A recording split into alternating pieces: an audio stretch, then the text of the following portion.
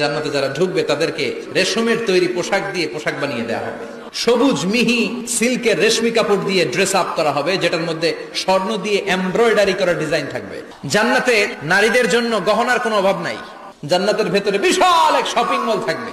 প্রতি শুক্রবারে ডানে বায়ে সামনে পেছনে সব জায়গা থেকে ভন ভন করে মৌমাছির মতো জান্নাতীরা ওই শপিং মলে শপিং করতে আসবে। ইচ্ছে মতো দেদারসে পোশাক কিনবে, ইচ্ছে মতো শপিং করবে, টাকা দেয়া লাগবে না, ক্রেডিট কার্ড লাগবে না। এবার জান্নাতের আবহাওয়া সম্পর্কে জানি। জান্নাতের ভেতরে জান্নাতীরা সূর্যের প্রচন্ড তীব্রতাও পাবে না, আবার শীতের কারণে কষ্টও পাবে না। দুইয়ের মাঝামাঝি চমৎকার আনন্দ ঘন নাতিশীতোষ্ণ একটা পরিবেশ আমি জান্নাতে করে দিয়েছি।